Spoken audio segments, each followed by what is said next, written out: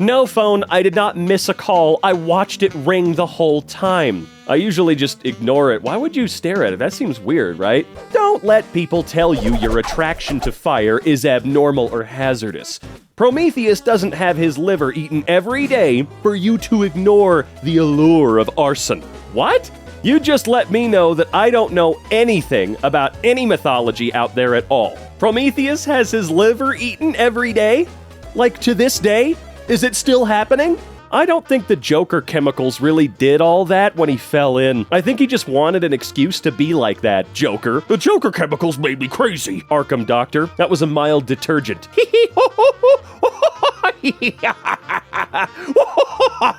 The last thing you'd want to find in your Burger King burger is someone else's Burger King burger. But those are sliders. So they're little baby burgers. Actually, if a restaurant ever offered this, I know it's not going to be anything special, probably going to suck because of how much extra bread you get, but I'd have to try it, right? I feel like I'd almost be honor-bound. Soundproof home learning dome. Can we talk about the bucket with the toilet paper next to it? No. Does that thing have air holes? Because if it's soundproof, it can't have air holes, right? So you're going to build an apparatus to pump, any amount of oxygen into that bubble? Or does the kid have to do their homework really fast or risk dying from suffocation? Me at 3 a.m. in the middle of yet another personal crisis. I need to learn 2 instruments, 1 craft, and 5 languages immediately. You see, this resonates with me because I can't play any instruments, I can't speak any other languages, and I have no discernible talents other than maybe talking. So I have these crises a lot because I don't feel like a person with anything going for them. When it was discovered that all alien civilizations were destroyed by eldritch gods, we wondered why they hadn't done the same to us. Then we learned that the human mind can drive an eldritch god insane. We saw Cthulhu and Mothman and started thinking about ways to screw them. What did you expect? I expected them to be flattered, especially Mothman. I mean, come on, dude, you're a moth. Most people don't really like you. Y'all can keep at it with that Romeo and Juliet fell in love in 5 days, how immature crap. But Macbeth went from no murder to yes murder in like 1 afternoon, and I feel like one of those is a significantly bigger problem than the other. In his defense, his wife triple dog dared him and called him a pussy. Again, all this is making me feel like I don't know anything about anything, all right? I don't know, we didn't cover Macbeth when I was in school. I'm pretty sure we just did Romeo and Juliet.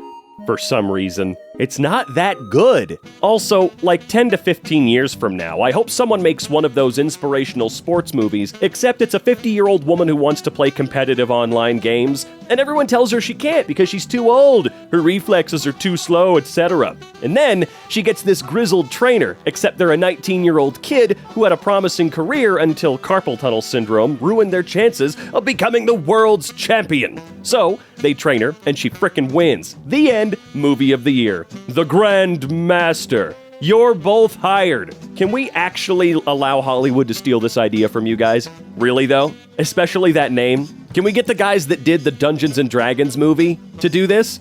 I think they would do it great justice. Today I learned humans are bioluminescent and glow in the dark, but the light that we emit is 1,000 times weaker than our human eyes are able to pick up. Forget every product from the beauty industry. I want to know how to increase my natural bioluminescence. Well, if that is true, we do have to get some of these companies on that, because I would love to be the kid from Sky High that can glow. It's very useful. I hate when female is the only grammatically correct term for woman in a sentence, because I literally feel like an incel. My female manager is shorter than my manager who is a woman. But at what cost? Well, now I know it could be worse. My girl boss. It does feel weird. It does feel very incel-y, my female manager. But what does it matter? I guess that's the idea here, right? What would it matter? In most context, that she is a woman, in fact. You could just say my boss, my manager. I mean, I guess if someone asks, right? My manager. Oh, is your manager a woman, a man? Oh, a female. No, that's not how it's gonna go. Could you imagine if people talked about Catholicism the same way they talked about, like, indigenous people's religions? Girl in horror movie holding a Bible open. According to legend, A mob tortured a half-man, half-god and nailed him to a wooden cross, leaving him to starve to death.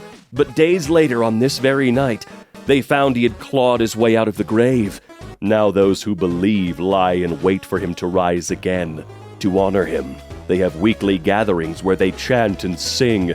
And at the end of it, they eat his flesh and blood. Girl's friend. Wow, that's so creepy.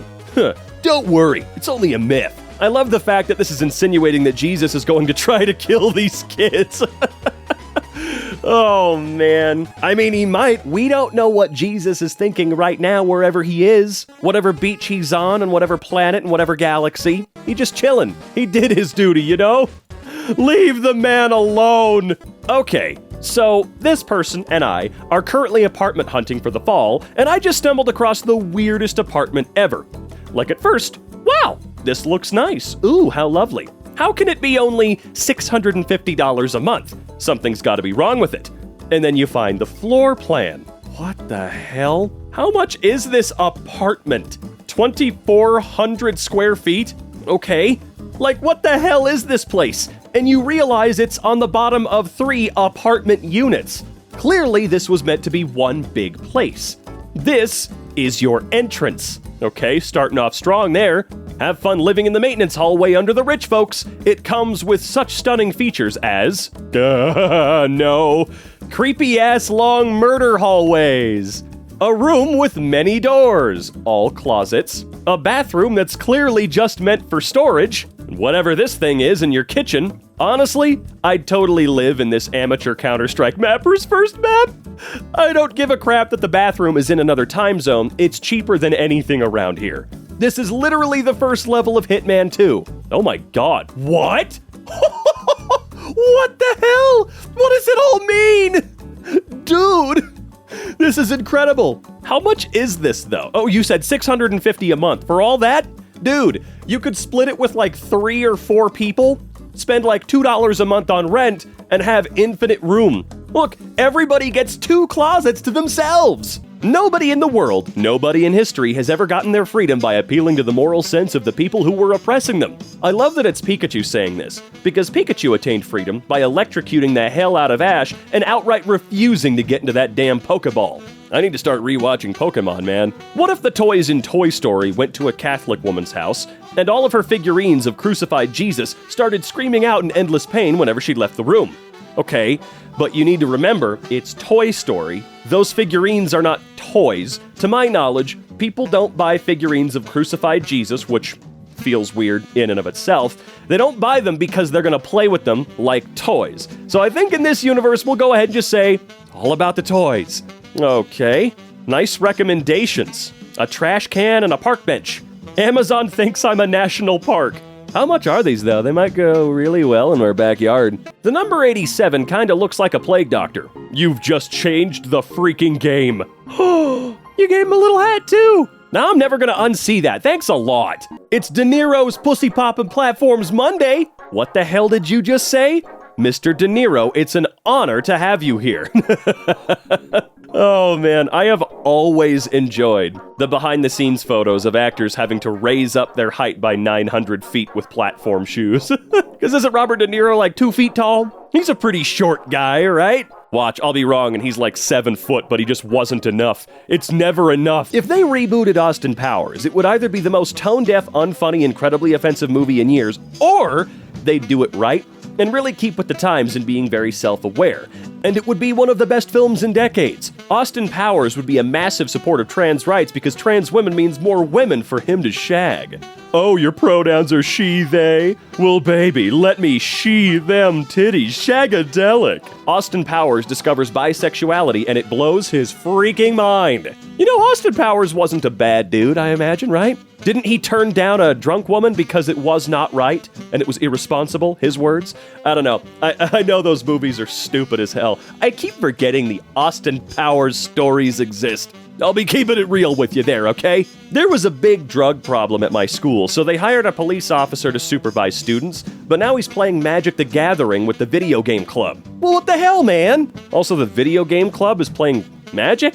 Where are the video games? These wrestling referees may look cute, but they're actually very unhealthy. They're bred for their counting ability, but decades of irresponsible breeding have diminished their other senses, and they generally have a poor quality of life. The American Kennel Association is working on creating a new breed of referees with better vision and hearing, so you should consider adopting one of those for your wrestling promotions instead. Maybe. Marvel's dedication to portraying J. Jonah Jameson as a complex three-dimensional character with likable traits and sympathetic qualities is really funny, because it's led to the creation of a character who unfailingly stands for truth and integrity in journalism. Except for this one specific dude, he's absolutely convinced is putting chemicals in the water to turn the frogs gay. To be fair though, he's totally right. That Spider-Man guy is a menace, okay? Lord only knows what he's doing while he's swinging around up there. An albino raccoon. Quick, spot the main character. It's so weird how much of a raccoon's raccoonness is tied up in its pattern. This looks like a completely different animal, some sort of weird marsupial. To be fair, if you look at him for more than 2 seconds, that does look like a raccoon. It's the exact same animal, but you're right. I know what you mean. It's absolutely true. When you think raccoon, you think the little mask they have on their face. I don't want to hurt you, Carmen. You're so full of shiitake mushrooms. Was this movie real? Yes, it was, and I adore it. It has one of my favorite lines ever muttered in cinema history. And I can't wait because I heard they're doing some sort of reboot again or something? Am I mistaken there? Also, the first movie is genuinely just good, so suck my balls. Remember in 1993 when Jurassic Park was like the end-all be-all of special effects? Not gonna lie, that still looks intimately real. I'm still somewhat convinced that someone sold their soul to create the special effects in Jurassic Park, because that crap's over 20 years old and it still really holds up. Better than the stuff in a lot of current movies even. Witchcraft, man. I mean, I love that over 20 years, I don't know when this post was made, but that over 20 years is pulling a lot of weight. The movie's 30 now. It's just 30, which is even more mind-boggling to me. Although, I don't know if anybody ever noticed this, at the end of the movie, with the T-Rex inside the building, that foyer, that big grand entryway, I guess you could call it, when it roars and the banner falls down in front of it, I'm pretty sure that in that initial shot, the dinosaur completely disappears for an entire frame. Just one frame. Really hard to notice when it's in motion, but if you go frame by frame, I'm pretty sure if it's not that shot, it's one right before it. The dinosaur just disappears, dude. Straight up, gone. Oh, man. Oh, God, what is this? Just so we're on the same page with the writer's strike. If during the strike it's announced about AI-generated shows, we're not watching them. Not even out of curiosity. Let them fail every AI-generated show they try to make. The human voice cannot be replaced by AI. Don't let them try. No hate watching! No freaking hate watching! Look, I agree, okay? I'm not liking this AI crap. Also, I don't know if you guys have ever seen medieval beekeeper garb, but it's the best. This is cursed, and I hope it's made up. Woodcut from 1545. Respect for our basket-faced cousins. The beekeepers, 1568. Now that plague doctors are cultural icons, I want these to be next, and I hope we arbitrarily decide that the two are somehow rivals. Why would they be rivals? They're dating and bop their masks together to kiss. The birds and the bees. They're dating. Okay, yeah, the only reason I'm okay with that is the birds and the bees joke. Straight up, that's goddamn hilarious. Got a really good idea for a D&D character I'll never get to use. You can't say that and not share your idea. It's a talking horse. You'd think this had come with some kind of magical backstory about getting turned into one, but it turns out they were just born that way. You find out their mother was a centaur, their father is a horse-headed minotaur, and they have a sister who's a perfectly normal human. They're a rogue/thief because nobody ever suspects a horse as the culprit. You're an orc guard in a fully garrisoned and protected fortress 2 miles into a mountain. You're standing post, and suddenly, you hear a knock outside the door. You know you're not authorized to move from your post, but your curiosity overtakes you, and you open the door. A horse is standing there. As your brain races to think of some explanation for the sudden and unexpected presence of this horse, it leans in and whispers, "No one will ever believe you." How many points to intimidation is this worth? Probably a lot. All of them. It can be difficult to understand just how routine-oriented cats can be if you've never owned one. If my oven timer goes off and I'm slow responding to it, my cats will run and fetch me and lead me right to it. Because the beepy thing means the human is supposed to go into the kitchen, and they're the only ones around who gives a damn about the rules. One night, my partner decided to stay up and play video games whilst I got an early night. And the cat responded to this by running from the bedroom to the living room yelling because only one human had gone to bed. And so is it bedtime or not, humans? Make up your minds. This is not how to run a household. Well, cats are just weird. We all knew that, it's pretty normal.